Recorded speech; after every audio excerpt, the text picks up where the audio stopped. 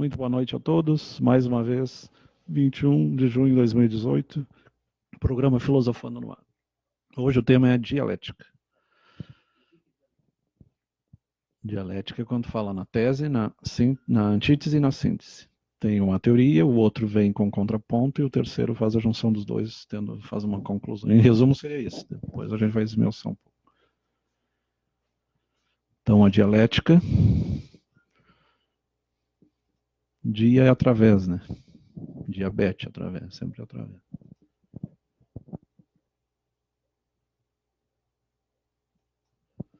A dialética, como método de pensamento, é uma forma de interpretação dinâmica dos fenômenos e processos da matéria a nível orgânico e inorgânico e é levado até para o campo social na dialética social.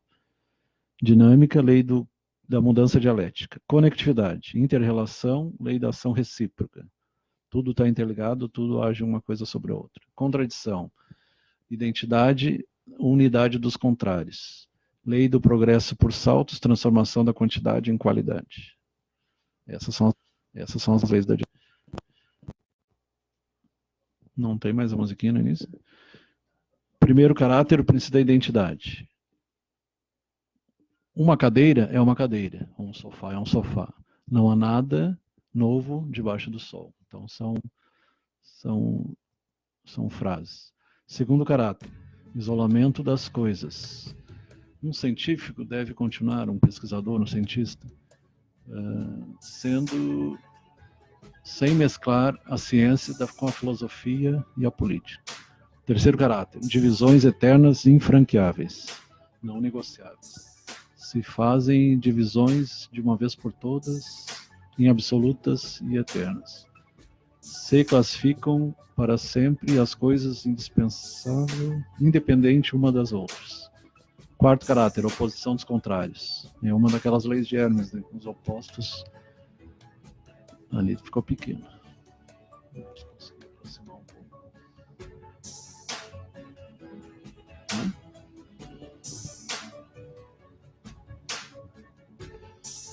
A vida só é possível porque a luta perpétua entre as células.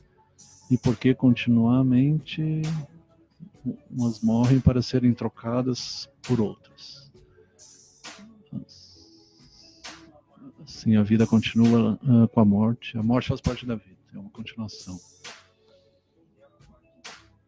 Isso, a vida contém a morte. A morte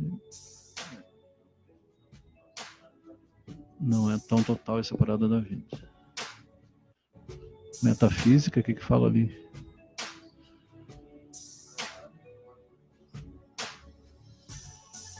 O cadáver ele se transforma. A gente lembra ali da transformação, que tudo se transforma. Não existe destruição, existe uma transformação. Ali quer dizer que tem alguns tecidos que morrem antes. Assim como eles começam a envelhecer antes, alguns eles morrem em tempos diferentes. Quando se estuda a tanatologia, o estudo do cadáver, da morte biológica. Mara Frasson, Adelina, Dene Alfredo, Nidervina, e Alex Garcia, e Raul não sei o que é ali. Raul. Ah, tá, era o Paulo. Boa noite. Adelina Marinheiro. Tem outra Adelina também. E esse é o método metafísico. Meta além da física. É a precursora da física, assim como a alquimia é a precursora da química. Vamos ser pequenos. Os diferentes caracteres do método metafísico nos obrigam a considerá-lo. Não consegue aproximar, não.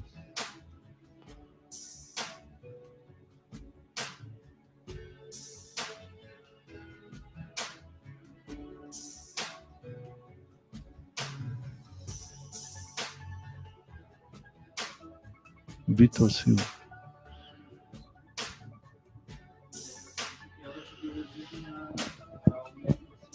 Isso, com o Francis Bacon.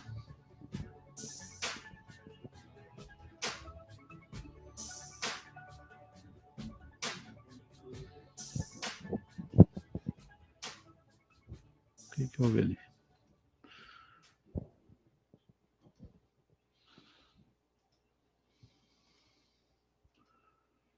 Ficou mais. Os diferentes caracteres do método metafísico nos obrigam a considerar. Aí.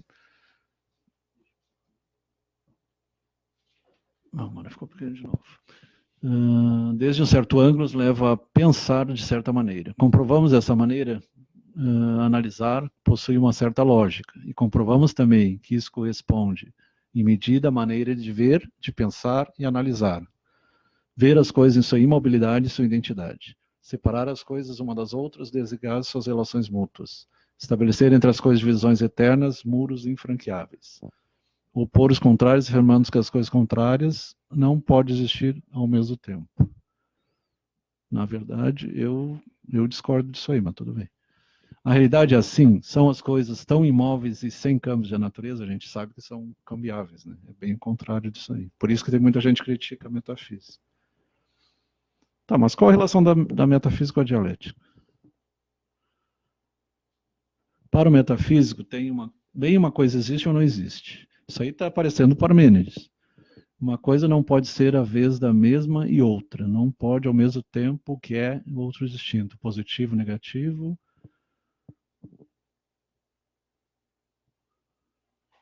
Eu acho que a questão sólido, líquido se exclui reciprocamente em absoluto. Não necessariamente. Se pegar o elétron, ele tem o próton que é positivo, o elétron negativo e o neutro que é neutro. Então sempre tem um terceiro excluído, como diria o Kant. Outra maneira de considerar as coisas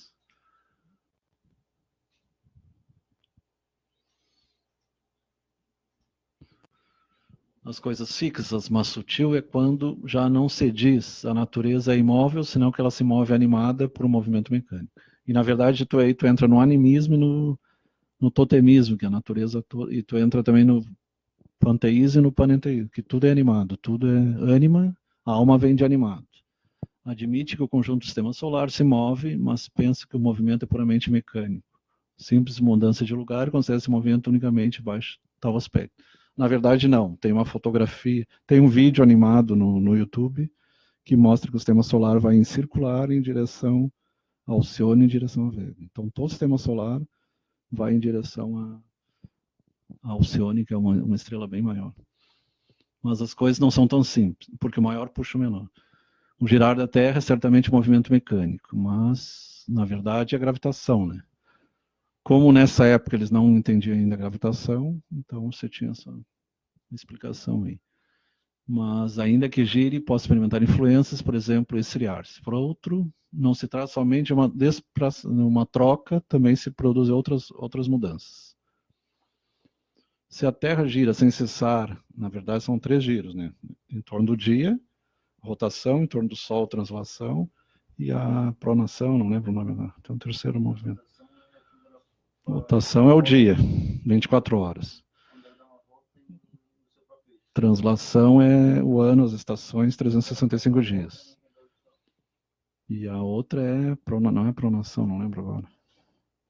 Que o eixo é 23 graus de inclinação e ela tem um movimento como se balançasse mais ou menos assim. Não lembro o nome agora. Se a Terra está admitindo o movimento, fazendo por movimento uma concepção metafísica. Um relógio que tiver órgãos perfeitos, construído tão materiais, não se gastaria eternamente sem mudar.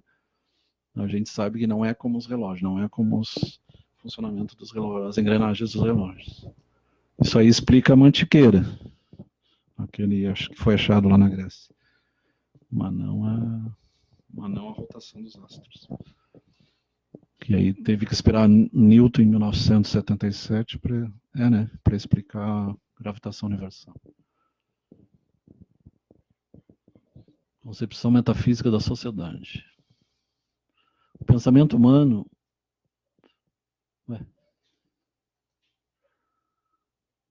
é e foi eterno. Exemplo, se fala do amor eterno. Só se for um amor divino.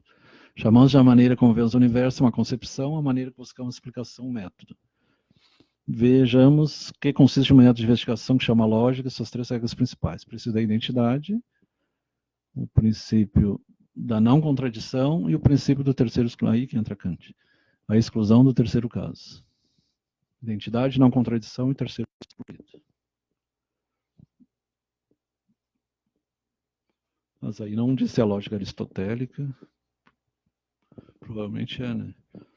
A lógica é um instrumento médio de racionamento que procede classificando cada coisa de uma maneira perfeitamente determinada, que obriga, portanto, a ver as coisas como se forem idênticas a si mesmas, que em seguida nos põe na obrigação de eleger ou dizer sim ou não, em conclusão que exclui entre os dois casos, a vida e a morte, por exemplo, a terceira possibilidade.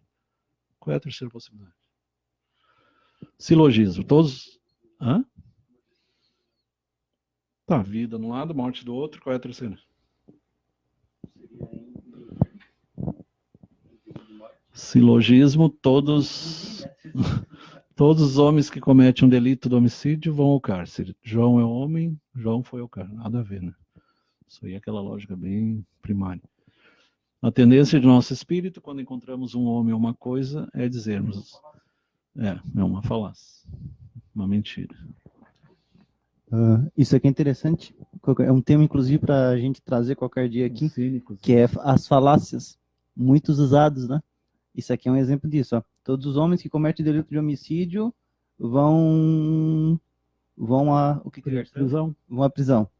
O Juan é um homem, portanto, o Juan vai para a prisão. Não necessariamente. Isso é, justamente, isso aqui é uma lógica falha que é muito utilizada em debate, principalmente político. É muito comum a gente ver isso. É interessante trazer qualquer dia para mostrar o erro disso. Também é uma outra interessante que a gente chama, é a falácia do espantalho. Daí o que acontece? Fulano, João e Maria estão debatendo. O que acontece? O João, ele apresenta A. Só que Maria, ela lê A, só que ela não responde A. Maria, ela ataca B como se B fosse A.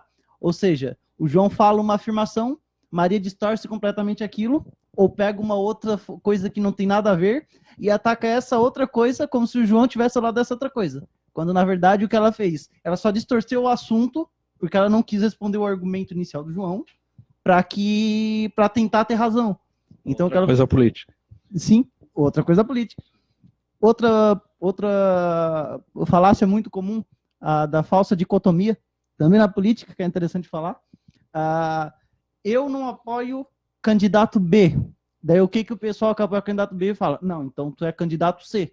Mas e o candidato D, candidato E, candidato F, ou aquelas pessoas que não apoiam candidato nenhum? Não significa que só porque eu não apoio um candidato que eu apoie outro. Muitas vezes eu não apoio nenhum, nem outro, e nem nenhum outro candidato que exista.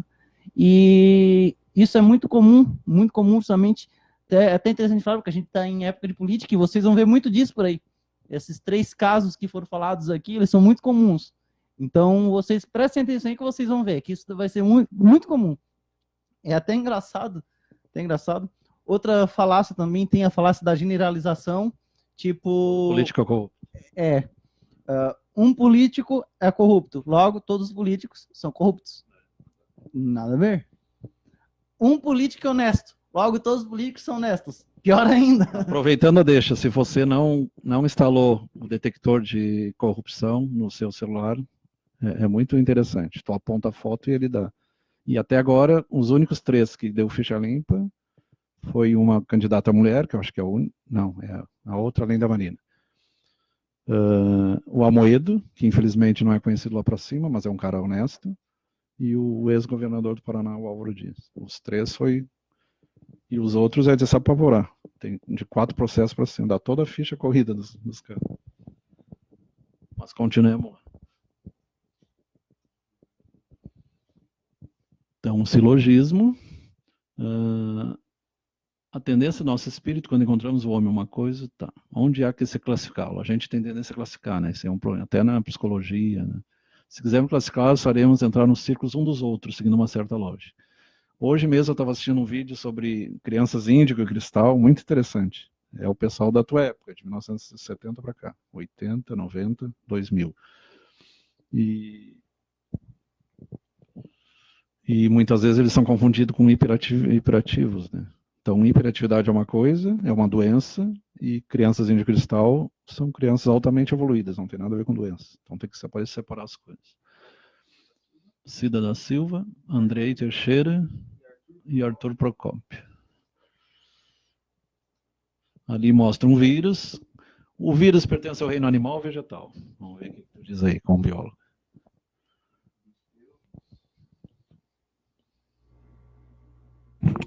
Geralmente, eu não sei como o está vírus hoje. para um cristal, por exemplo. O vírus, o que geralmente eles consideram o vírus um ser vivo, porque ele é constituído de substâncias consideradas orgânicas, né? Então, só que não é muito a minha área, né? Minha área é mais da química, sim. Mas a parte da bioquímica, pessoal, biólogos, bioquímicos, muitos deles defendem que até um tempo atrás não se considerava ele ser vivo. Mas hoje em dia se considera por conta disso, porque eles são formados por proteínas. É o quinto reino, chamado Monera. Tem Monera, protista, Monera seria animal, das bactérias? vegetal, mineral. Então ele é considerado uma bactéria? E tem o reino fúngico também, tem seis reinos. Hoje em dia não, ele é Monera. Monera? Não, parei. Protista é os protozoários. Tem protista e protozoário.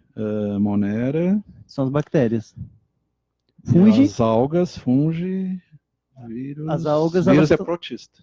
Protista. Ele é um protozoário? Não, protista. Protista. É um reino. E tem uma coisa que se chama prion, não sei se já ouviu falar. A doença da vaca louca, por exemplo. E a doença Creutzfeldt-Jakob, que dá demência. São proteínas que funcionam como se fosse vírus, mas são proteínas. O Alzheimer é um exemplo. Tem aquela proteína tal que ela começa a se enrolar tudo, formando emaranhadas e começa a dar problemas de memória, começa a funcionar anomalamente. E o vírus, se tu puser no microscópio o cristal vírus, morfologicamente é igual. Só que o vírus vai ter o ARN e o ADN. E o cristal não vai ter nenhuma molécula, nenhum nucleotídeo, nenhuma molécula primária. Por isso que ele é considerado ser vivo, né? Ser vivo. Mas só até que um ele tempo é um atrás parasitário, eles não, né? ele depende de entrar na célula para se replicar. Mas até um tempo atrás não se considerava ele ser vivo, né? Ele não sobrevive fora do organismo nenhum. Ele tem que infectar ou uma planta, ou uma bactéria, ou um ser eucariótico como nós, né? Qual é o termo? Eucariote. E ele vai trabalhar ou com RNA, aí vai ter a RNA polimerase, que vai fazer o trabalho, vai usar o nosso DNA e nossos ribossomos para se replicar, ou ele vai ter um DNA e ele vai só se misturar com o nosso DNA, e por isso que é complicado matar ele, né? Tu neutraliza, mas ele continua. Tu tem vírus do herpes, o HPV, eles continuam, porque eles se misturam com o nosso DNA, nosso genoma. Adailton. Pamela Adailton. Então ele é protista. Existe o protista, o Monera, que são as bactérias, algas verdes azuis, o fúngico, o mineral, vegetal, animal, hominal e angelical, se for hispano. Para começar, os reinos da vida não são apenas animais vegetais, são 5, ou até 6, né? Por um lado estão os animais e as plantas, todos sabemos o que são. Tem aqueles que são intermediários, né? Tipo a esponja. Ela parece planta, mas na verdade é um animal. São intermediários, então. A salamandra, o pepino do mar, tem alguns seres que são intermediários. Vulgarmente, se deve considerar os fungos como plantas. Hã? É o coral. O coral faz parte das esponjas. Mas os fungos microscópicos têm um reino à parte. O que tu falou? O coral, na verdade, é a cristalização daqueles... Eles vão cristalizando, né?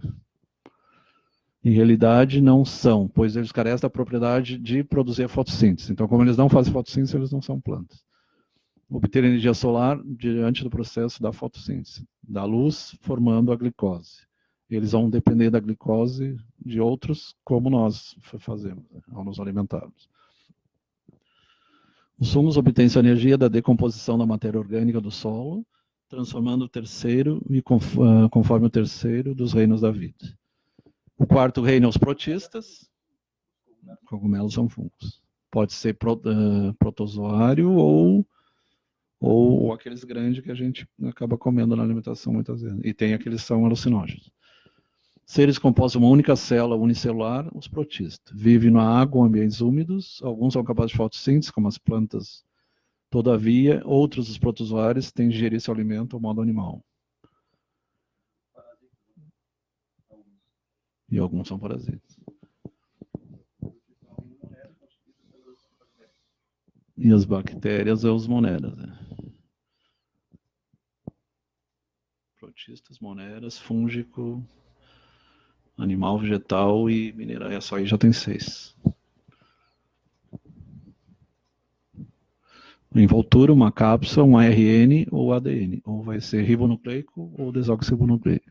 Vai depender da proteína que está dentro. Os vírus são quase um código genético puro, mas eles carecem por completo da maquinaria necessária, que são os ribossomas, para prover-se da energia ou replicar-se. A única maneira de conseguir ambas é introduzir numa célula, animal, vegetal, fungo, protista ou moneda, então eles infectam qualquer coisa, bactéria, fungo, vegetal, animal ou hominal. E começam...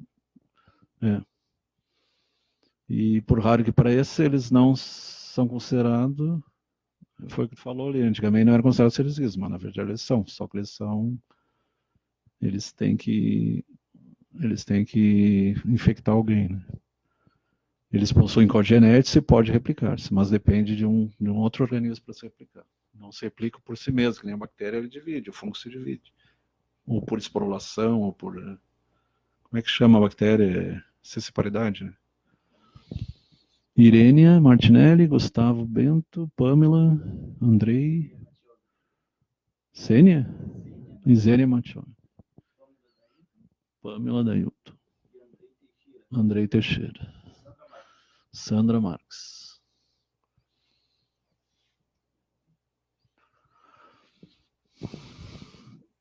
Um vírus isolado é tão inerte quanto uma pedra. Tu pega, por exemplo, o HIV, ele pode matar, mas se tu deixar ele fora, ele não sobrevive 5 minutos. Ele tem que estar ou no sêmen, ou no sangue, algum líquido de... Senão a mesma coisa a bactéria da sífilis, ele morre facilmente. Fora do hospedeiro, eles são completamente inativados. Mas quando essas partículas ingressam nas células, entram nas células, começa uma fase de multiplicação, acabando matando a célula infectada. Esse é o problema. Se eles não matassem a célula infectada, eles seriam eternamente... Mais ou menos funciona como um câncer, né? Vai crescendo, crescendo, crescendo e tem casos que acabam matando o próprio hospedeiro. O que mais? Essencialmente são formados por um tipo de ácido, o ADN e o ARN. E só um dos dois, nunca os dois. Diferente de nós que temos 2. No nosso caso, a gente tem o ADN dentro do núcleo e o ARN fora do núcleo. Rodeado do ácido nucleico, se pode ter uma cápsula ou não. Tem alguns que não tem, mas a maioria tem alguma cápsula formada de proteína. Alguns vírus podem apresentar, e essas proteínas vão ser utilizadas na fabricação das vacinas. Alguns vírus podem apresentar capas proteicas rodeando o ácido nucleico. Outros, ao redor da capsídea, uma envoltura, uma estrutura similar à membrana plasmática das células. O objetivo principal do vírus é apoderar-se de toda a maquinaria sintética da célula, o retículo endoplasmático rugoso. Uma vez logrado isso, toda a energia da célula se emprega a fabricar novos cópias de vírus multiplicação. Por isso que acaba enfraquecendo, uma gripe forte dá um estado de exaustão, uma hepatite, toda doença viral, a pessoa fica esgotada, porque rouba energia mesmo.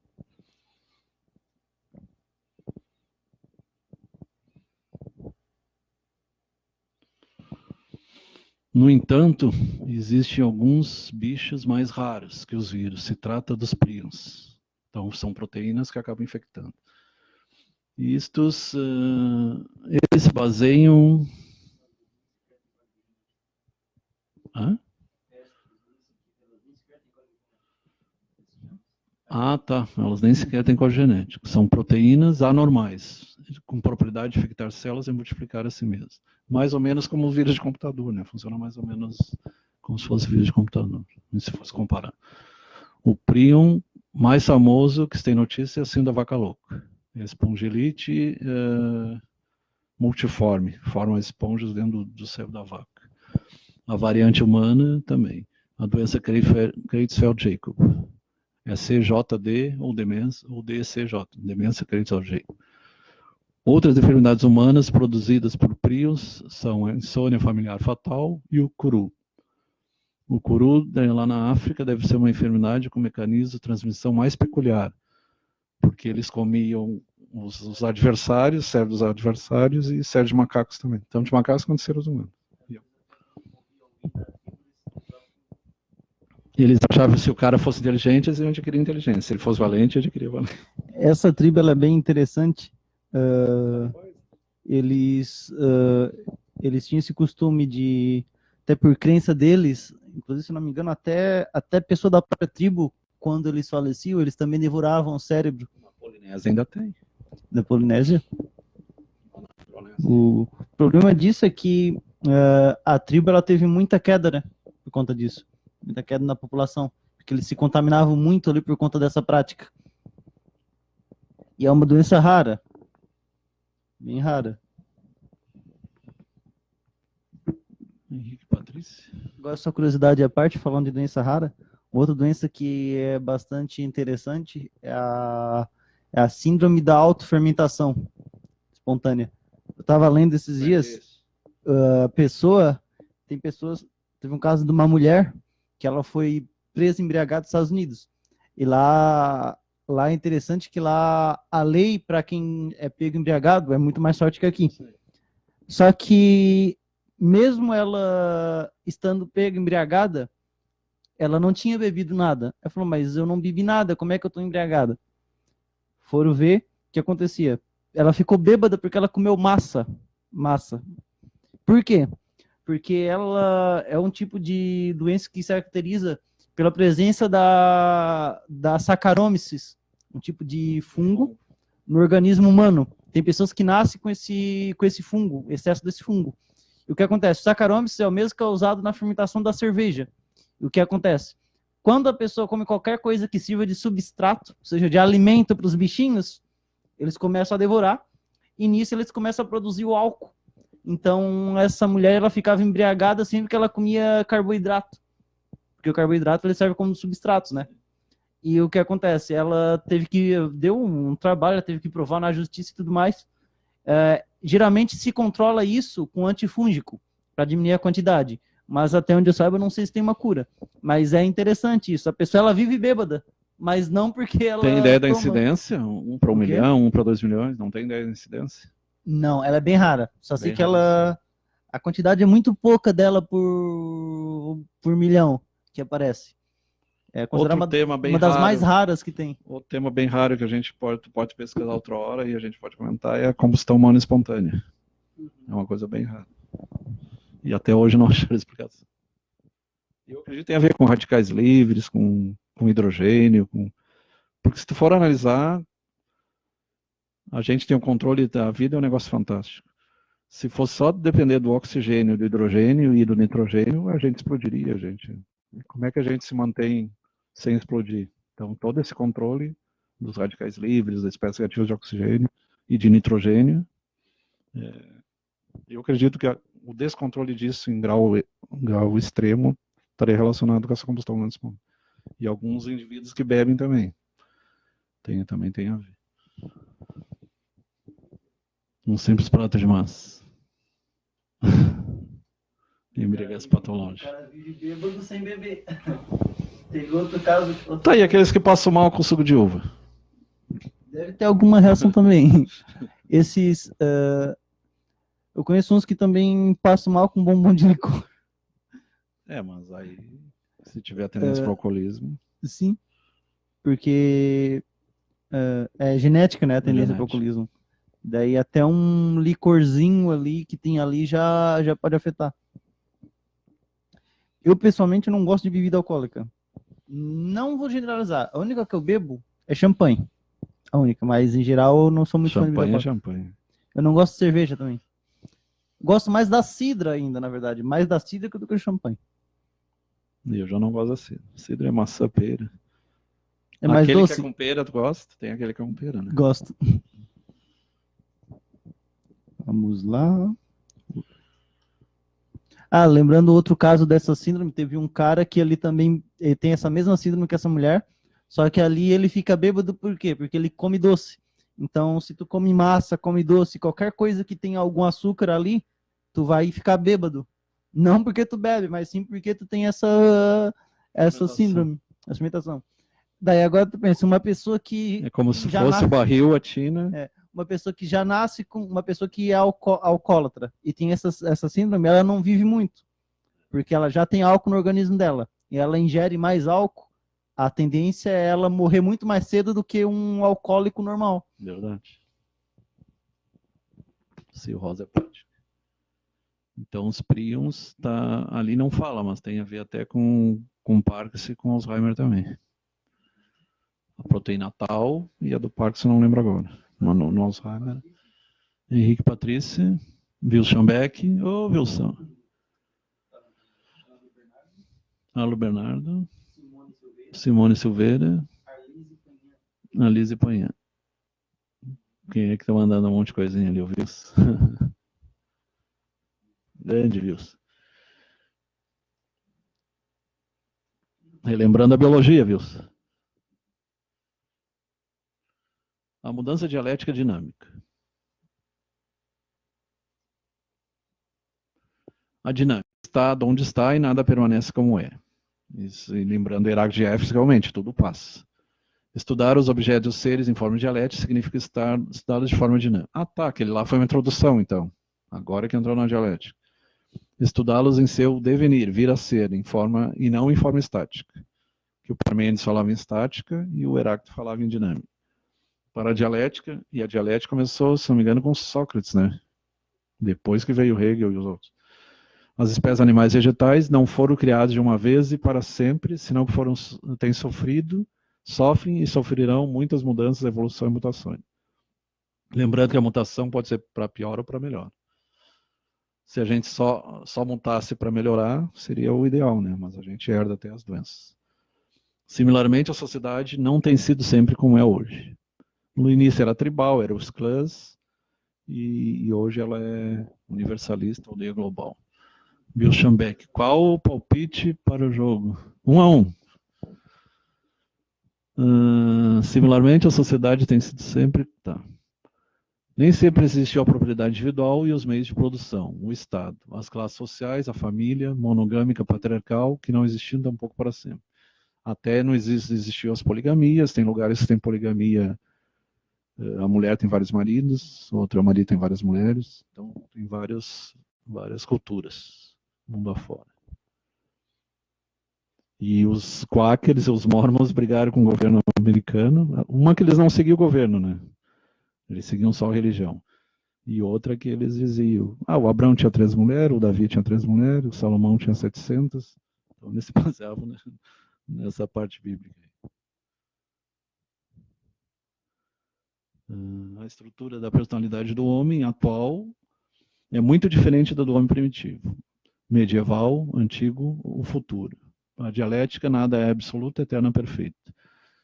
O vídeo que eu assisti falando das crianças índigo e cristal, ele diz que daqui a 100 anos a gente vai ser bem diferente no nosso fenótipo do que a gente é hoje. E a gente não para pensar isso. Assim como a gente é mais bonito em relação lá aos homens das cavernas, a tendência é melhorar a boniteza. Isso é uma notícia boa. A feiura vai desaparecer com a evolução. A tendência, alguns dizem que a cabeça vai aumentar, as pernas vão diminuir. Tem seres que flutuam, não caminham mais, então não precisa mais correr, é flutuação. Isso, aqueles que já tem gente se programando para ir para Marte, e a princípio é só para ir, né? Não necessariamente vão voltar, pelo menos não sabe se vão voltar.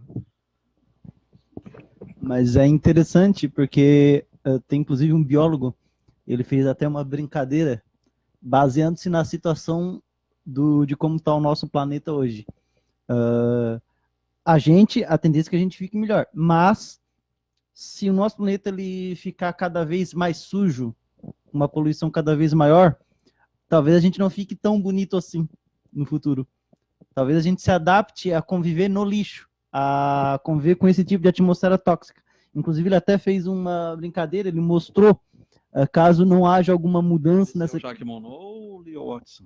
Não lembro agora. E eu achei bem interessante, ele mostrou que, dependendo de como vai ser a situação do planeta, porque o ser humano se adapta, né? Vai se adaptar a como está a situação do ambiente. Dependendo de como vai ser o nosso ambiente, a gente pode ficar tão ou bonito, como foi falado, né?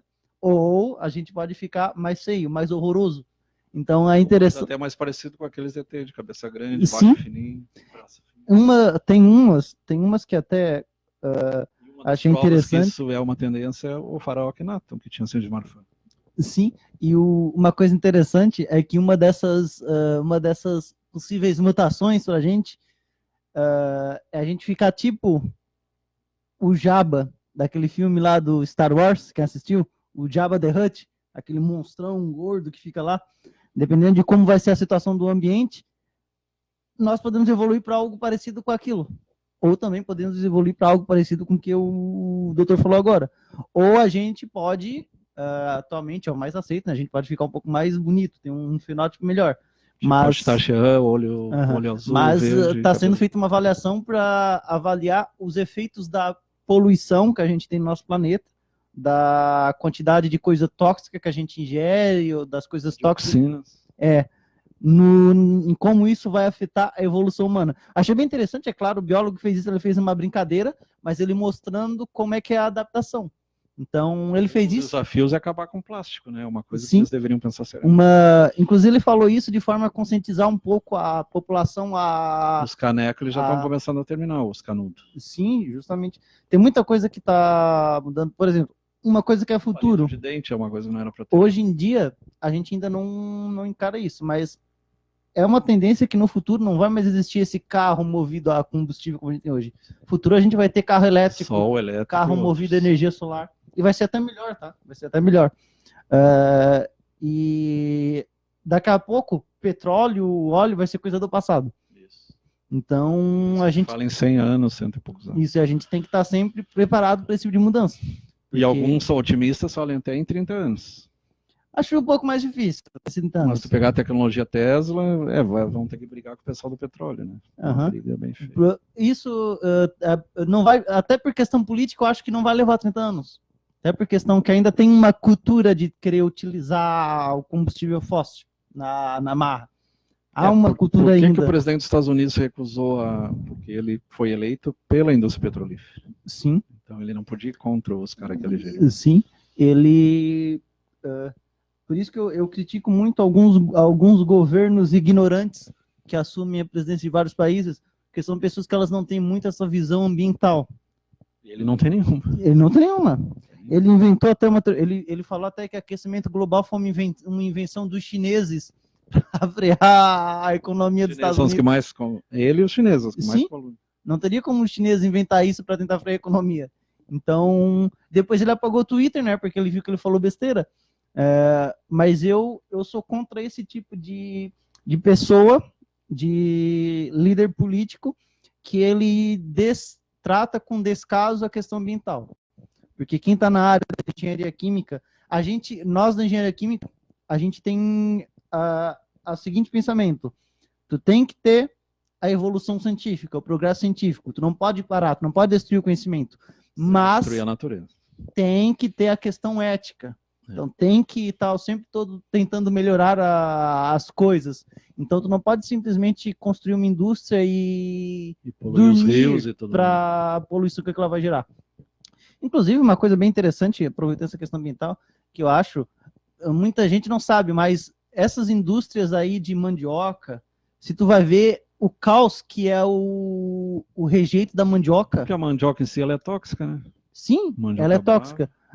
Tem um exemplo, meu colega tanto que ela tem que ser moída, queimada, para a gente poder consumir. Linamarina, se não me engano, uma substância que ela se transforma em ácido cianídrico no nosso organismo. Que mata. Sim, que é tóxico, né? Cianeto, ácido cianídrico. Inclusive, cuidado aí quando vocês forem comer semente de maçã, tá? Porque se a gente comer 25 maçãs com semente, a gente corre o risco de morrer instantaneamente. Porque a maçã ela tem tem cianeto na semente dela. Eu só não sei. Inclusive tem sei que tem o ácido pangâmico dentro da laranja. E é interessante. Laranja é a coisa menos tóxica que eu conheço. Não, da semente da laranja da bergamota. Para uma pessoa morrer. É o B13. Para uma pessoa morrer devido ao consumo de laranja, B14, B15. Ela tem que consumir 11 mil laranjas, uma atrás da outra. Dela morre por quê? Intoxicação por vitamina C. Vitamina tudo. Não, mas 4 gramas já dá pedra no rim. Sim, pode dar pedra mas para morrer mesmo, a pessoa quer morrer por laranja, chupa 11 mil. Daí a pessoa vai morrer na hora. A falta de oxigênio e o excesso de oxigênio mata mais. Mas é interessante ali porque, como diz a gente na química, a gente, na parte da toxicologia que fala da química, Tá aí a semente da abóbora. a gente tem um A semente da ditado. abóbora é vermífuga, né? Tem um ditado que a gente tem A semente da melancia tóxica. Não que eu Não, saiba. né? Tem um ditado na área da química que ela diz o seguinte: a diferença entre um remédio e um veneno é a É dose. a dose. Na área da biologia também é um ditado. Nessas áreas de química, biologia, então tudo em excesso mata, até água. Sim. O meu professor, por exemplo, a filha dele quase morreu por causa de consumo excessivo de água. Ela tomou 4 litros, quase 5 litros de água num período de 24 horas. O que acontece? Começou a acumular água no cérebro. Se ela tivesse tomado mais um pouco, ela teria morrido com excesso de água no cérebro. Tá, mas aí não urinava? Não. Esse foi o Então problema. tinha plant ring. Eu não, na verdade, eu não sei se ela urinava ou não, mas... O que mais mata o Brasil? A intoxicação aguda por chumbo. Sim, o chumbo é complicado. Não, só que não é de agora, né? O chumbo ele já mata desde Sabe o que é intoxicação aguda por chumbo? Por chumbo, sei. O chumbo... Tiro. Tá falando... Não é a crônica, é aguda. Essa é instantânea, na verdade. A expressão é mandar chumbo. Mas o chumbo por si só, ele já mata desde os tempos de Calígula. Desde os tempos de Calígula já mata. Muita gente lá morria psicótico por causa do chumbo. Intoxicação aguda por chumbo. E voltando, inclusive uma coisa que eu achei interessante, eu li uma notícia às vezes de um cara que ele morreu de uma forma bem curiosa. De que maneira ele morreu? Ele comeu 3 sementes de cereja. Ele morreu. Por quê? Excesso de cianeto. Sim. Na cereja sabe-se que semente de cereja, de maçã eu sempre jogo fora, não. Isso aqui tu coma sem se dar conta. Geralmente não se come, não se deve comer pelo menos, né? Tanto é que... Melancia às vezes a gente come, mas ela pode dar... Tanto é que se a pode gente... obstruir e dar apendicite aguda. Se tu vai fazer uma análise do corpo humano hoje em dia, tu vai ver que tem muito elemento químico da tabela periódica que não deveria estar ali, porque a gente consome de coisa fora parte. Por exemplo, o bromo não é comum que ele tenha no nosso organismo, naturalmente. Eu não vou deixar de comer o pãozinho. Uma das fontes, ninguém vai deixar, mas uma das fontes é esse pãozinho. Então, adorado pãozinho francês é o bromo, e o bromo é tóxico. Então, se você comer muito pãozinho da água, você corre o risco de morrer intoxicado por bromo.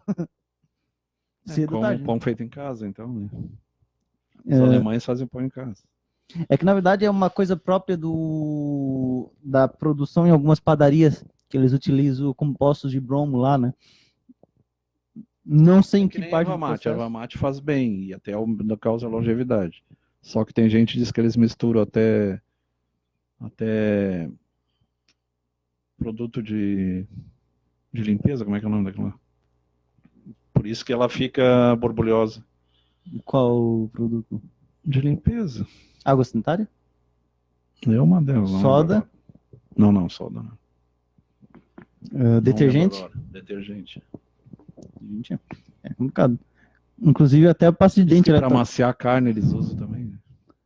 Na verdade, se tu vai ver o que tem muitos desses alimentos que a gente consome, que a gente adora, é de arrancar o cabelo.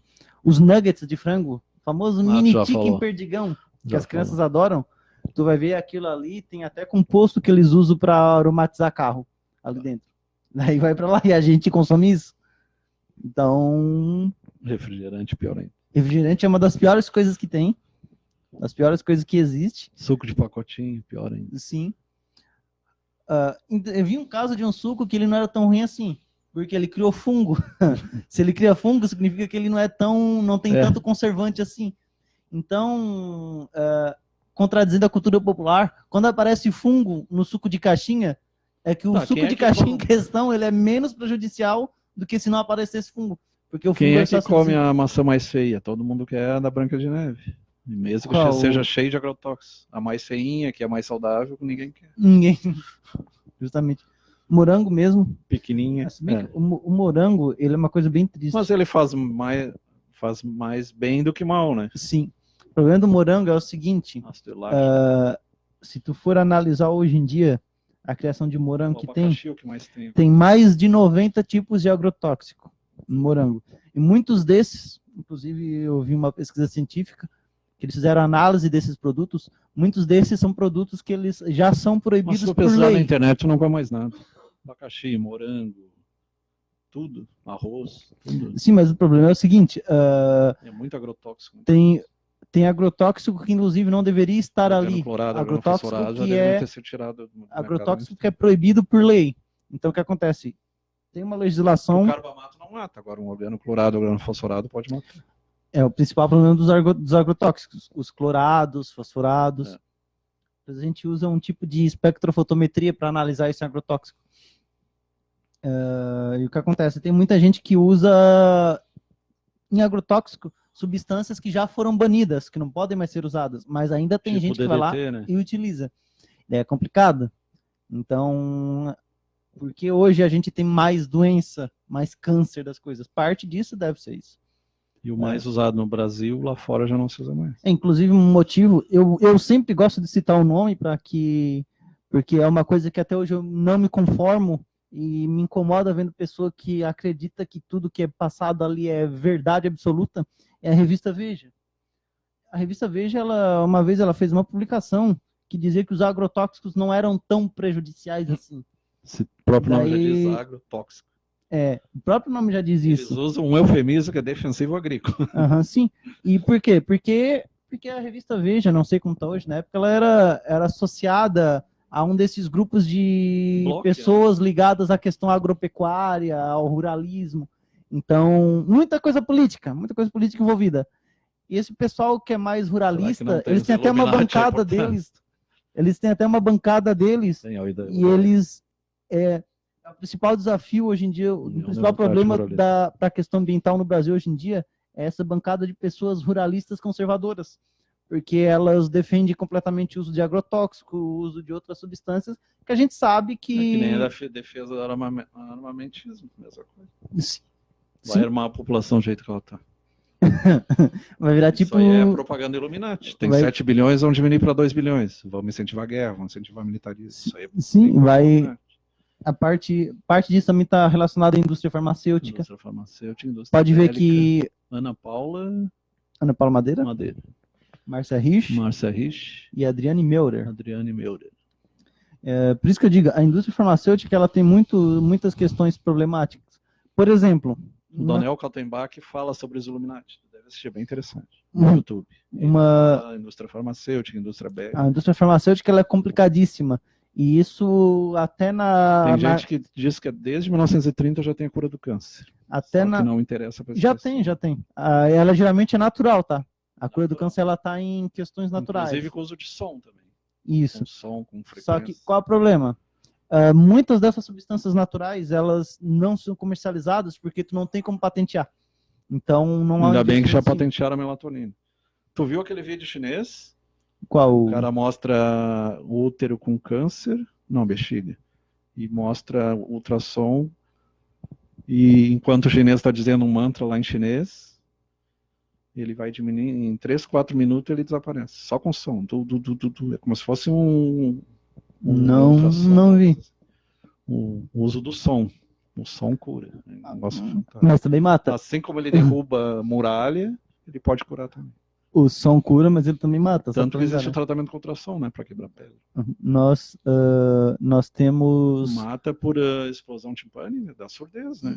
Isso, não só isso, a gente tem um limite de decibéis. A partir do momento que passa daquele limite, os meus órgãos internos eles começam a sofrer pressão por conta do som, e eles explodem.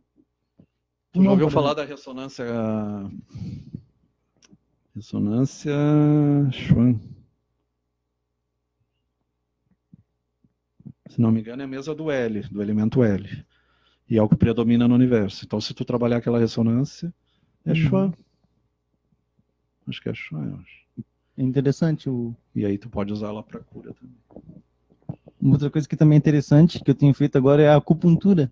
Hoje em dia ela é reconhecida até pela Organização Mundial da Saúde. Liberação de endorfinas, por isso que é aliviador. E também tem aquela questão, né? Terminações nervosas, né?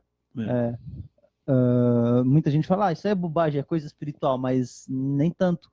Claro que a Tem acupuntura as ela foi NADs, criada, canais energéticos e tal. a acupuntura ela foi criada, quando ela foi 3, concebida, 4 mil anos. ela tinha uma forte questão espiritual por trás. É.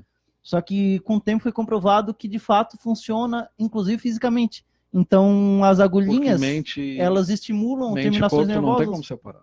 Assim como Sim. os tratamentos mentais atuam no físico, os físicos atuam no mental também. Sim, e o que a Organização Mundial de Saúde constatou? Que essas terminações nervosas realmente elas são estimuladas pela utilização dessas agulhas. É interessante, para quebrar um pouco o preconceito que se tem, né, com a Mas cada órgão tem, se não me engano, a vesícula tem 60 pontos. Cada órgão tem tantos pontos. E aí tu tem conhecimento da filosofia chinesa, da anatomia chinesa para poder. Na acupuntura, para eles, a orelha ela tem um mapa completo do corpo. Mas isso aí é o modelo holográfico, né? Uhum. A mão tem o todo, cada parte contém o todo, assim como cada célula contém o todo inteiro de ti. A orelha tem o todo, a língua tem o todo, cada parte. Só para voltando ali na questão da indústria farmacêutica, uma coisa que eu sempre gosto de falar para vocês se questionarem. Você lembra da época que surgiu a gripe suína, H1N1, né? A gripe suína. Uma coisa que eu sempre achei curiosa, que a gente sabe que para uma cura ser desenvolvida, ela leva 20 anos para mais, às vezes até bem mais. E quando surgiu, quando estourou aquela epidemia de gripe suína, não durou nem um ano, já tinha uma cura, já tinha uma vacina contra. Por quê? Na AIDS foram 2 anos, de 80 para 82. Mas por que tinha essa cura? Aceleração de pesquisa. Na verdade, a não ser que ele já tivesse o tratamento antes. Na verdade, não foi isso. Ali é que já tinha sido desenvolvido a doença. Tanto é que acredita-se que a gripe suína ela tenha sido manipulada em laboratório. E ele já tinha. Aí entra a teoria da conspiração. Já tinha sido criada uma cura. Porque tu não tem, quimicamente falando, não tem como tu desenvolver uma vacina em menos de um ano. Isso é muito complicado. Então, esse negócio de acelerar a pesquisa... Da febre amarela, eles estão acelerando. Sim, da dengue. Um ano, menos de um ano, é impossível.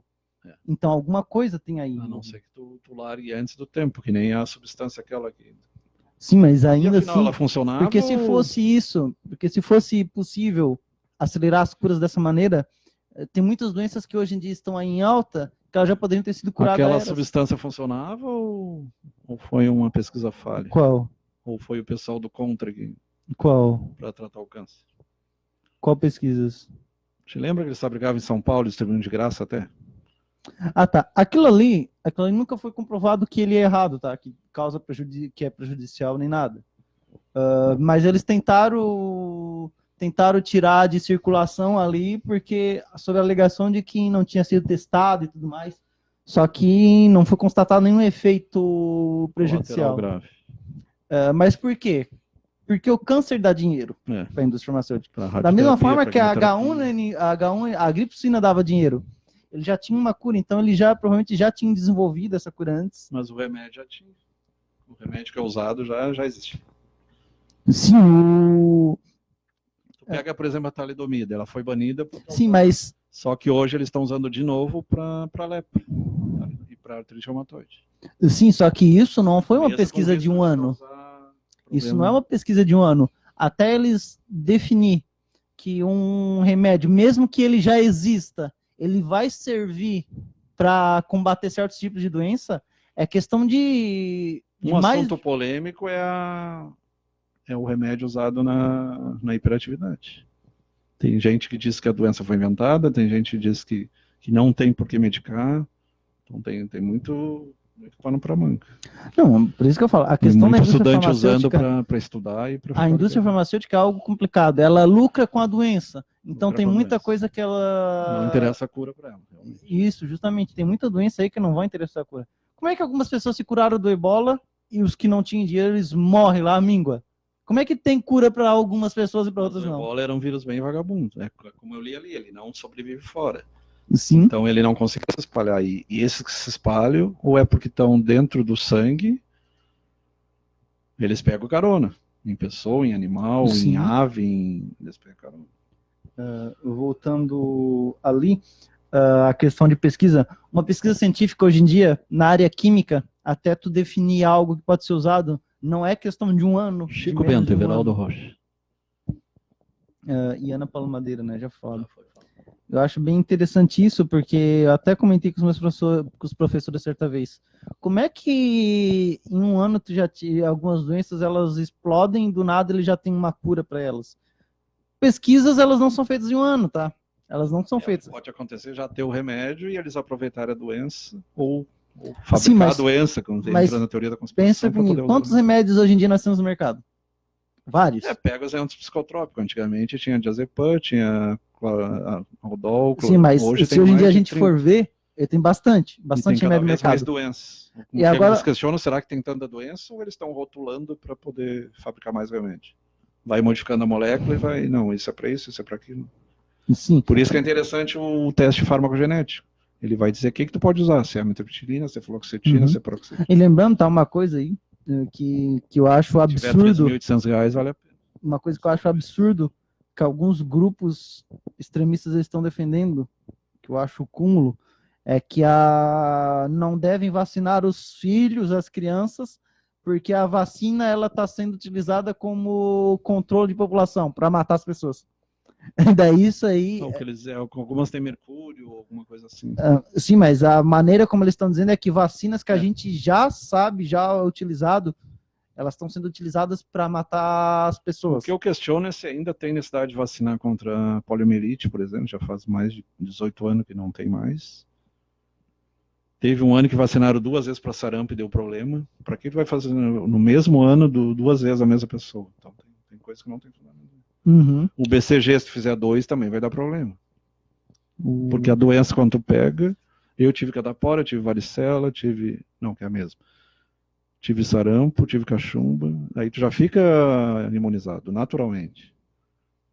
Então tem esse detalhe. E a vacina, teoricamente, deveria imunizar. Algumas tem que fazer 2 doses, 3 doses. Mas tem muitas que é uma só e deu. Então, lembrando, uma coisa, muitas dessas vacinas, a maioria delas tem origem natural. Uma vacina, eu agora não lembro o nome, que ela é utilizada por coração, um dos princípios ativos dela é o veneno da... Tem pesquisa usar elas nos alimentos. Tipo as gotas para poliomielite e acabar as injeções. O futuro vai ser sem injeção. Diabetes já tem pesquisa, insulina nasal. Tem uma vacina, inclusive, que eles estão utilizando, que o princípio ativo dela é o veneno da jararaca. Acho que é para o coração, para pressão, não sei. O captopril, nalapril já é usado. E para dor também é usado. Não lembro qual é o remédio, mas é usado. É interessante. Mas, como eu digo, voltando ali à questão das vacinas, não tem como, mesmo que já exista remédio, quando uma doença explode, para eu já saber o que vai servir para ela em menos de um ano, porque eu já tinha que ter pesquisa. É que nem antigripal, não existe antigripal. Ou tu toma vitamina C natural ou sintética para prevenir, depois que tu tem, tu vai estar usando sintomático, não é antigripal, ele é antissintoma. Sim, aliás, a alopatia é contra sintoma, diferente da homeopatia que tu trata pelo semelhante. A questão é que esse tipo de pesquisa leva tempo. Então, mesmo que já exista coisa no mercado... uma média de 10 anos. Até eu fazer pesquisa para definir que aquele remédio que é utilizado para tal ainda tira do mercado ainda. Ele também serve para outro tipo de doença, é questão de pesquisa. Isso é chamado off-label, quando tu usa para outra coisa. Por exemplo, a gente percebe isso, a gente percebe na faculdade. Eu tenho uma professora que ela está trabalhando ela está fazendo parte de um projeto de pesquisa que eles estão averiguando a exterminação de mosquitos da dengue, de larvas, a partir de uma substância lá que eles estão... Agora me esqueci o nome. E controle natural. Isso em 2013. Isso 2013. E até hoje ela ainda não tem nem previsão para que ela seja produzida em escala, essa substância para eliminar mosquito da dengue. Mas qual é o fase que está? Não sei, ela não está nem, ela está ainda na fase inicial, inclusive. De 2013, 5 anos ainda na fase inicial. Agora tu vê. E o Brasil ainda tem o problema de não ter dinheiro para investir. Mas o problema é o seguinte, não sei se está na fase inicial, mas é lá nos inicial. Estados Unidos tem particulares que estimulam, aqui tu não tem. Uhum. Só tem o O governo. que eu estou querendo dizer é o seguinte, demora para mim fazer uma pesquisa na área da química, na área da biologia. Não é algo que menos de um ano acontece. Então, para que eu tenha uma doença surgiu, e para que eu já saiba o que vai funcionar para ela em menos de um ano, é porque eu já tinha pesquisa em cima dela eras atrás, há muito tempo. Foi o caso do lítio. O lítio foi descoberto em 1950. E depois, lá por 70, 80, começou a se usar para mania e para depressão. Sim, mas porque remédio... ficou quanto tempo? 20 anos só estudando para que ele serve. Né? Então não é algo foi meio que abandonado e depois eles começaram de novo. Justamente. Inclusive tem algumas vacinas. Teve uma outra doença, agora eu não lembro qual. É uma gripe. Uma gripe que a empresa que produziu a cura para essa doença, antes dessa doença virar uma epidemia, essa empresa ela tinha comprado não sei quantos hectares de um campo de uma planta lá, que coincidentemente é a base para a cura dessa doença. Uhum. Então, o que aconteceu? Eles já vinham pesquisando antes, eles sabiam que ia ter uma epidemia dessa doença, não sei como, já compraram antes os hectares da planta, já começaram o processo de produção, daí depois que eles esperaram explodir, ficar aquele... Mas é que nem a Forever, né? A babosa. Olha o dinheiro que rola. Sim. E são produtos bons. Né? Então, tem muita coisa aí que a indústria farmacêutica esconde, ela bota aí atrás dos tapetes. Não sou contra a indústria farmacêutica, tá? Eu só questiono algumas coisas que tem ali. A questão até porque eu não tenho como ser contra a indústria farmacêutica, porque eu sou engenheiro químico. Eu sou a favor do progresso científico, eu sou a favor da cura de doenças. Mas eu acho que deveria ter investimento maior em coisas que pesquisas já indicam que que tem feito bem. Por exemplo, abacaxi. Não tem uma pesquisa hoje realmente comprometida em ver os efeitos do abacaxi no combate ao câncer. E já tem artigos... da bromelaína. Sim. Vários artigos já mostraram que a bromelaína tem efeito de... Ela tem Nós tem muita pesquisa e nós fizemos com animais. Eu não sei até que ponto tem em seres humanos. A vitamina B12, a B9, a B5, elas melhoram depressão, previnem demência, previnem até esquizofrenia. E existe algumas... Eu gosto muito da psiquiatria ortomolecular. E oficialmente ela não é aceita. Mas tem pesquisa da década de 70, 80, que eles tinham curas de esquizofrenia, de psicose maníaco-depressiva, com vitamina C, com B5, só que não interessa para a indústria. Sim, muitas vezes não aceita por questão política mesmo, questão de... aquele lance, né? Não, as doenças, elas dão lucro. Como é que tu vai vender esses de terceira geração? Se tu pode curar com vitamina C, com complexo B. Seria medicina complementar. Sim. A questão tem muita pesquisa que ela não vai para frente por questão política. Porque hoje em dia o medicamento que eles usam para câncer lá, ele dá mais dinheiro do que... Tu te lembra daquele químico que foi 2 vezes prêmio Nobel, né? Ele tomava 10, 15 gramas de vitamina C. Sim. E eles questionaram, tá, mas tu morreu com 96 anos. Não. Tu usava vitamina C e morreu com câncer. Ou teve câncer. Aí ele não tinha morrido ainda. Aí ele disse, mas eu poderia morrer com 90 e estou com quase 100 anos. Ele disse que para ele, mas até que ponto pode ser que aumenta a vida? Uma coisa bem polêmica. Daí tem outros questões. Se 4 gramas já dá pedra no rim, adianta tu tomar 10 gramas, 15 gramas. Coisa bem polêmica, né? Tanto que agora eles reduziram as doses. Quem começou com a ortomolecular reduziu drasticamente. Mas os livros do Ozevsky, que é um dos precursores, são muito bons. Tu que gosta da química, ele fala muito a questão de como funciona o tratamento das doenças.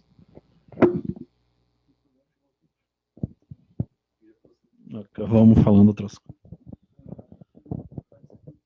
Boa noite a todos, então. Semana que vem vai ser continuado esse slide aqui da dialética, só para lembrar o pessoal. Então, vocês fiquem ligados, semana que vem novamente.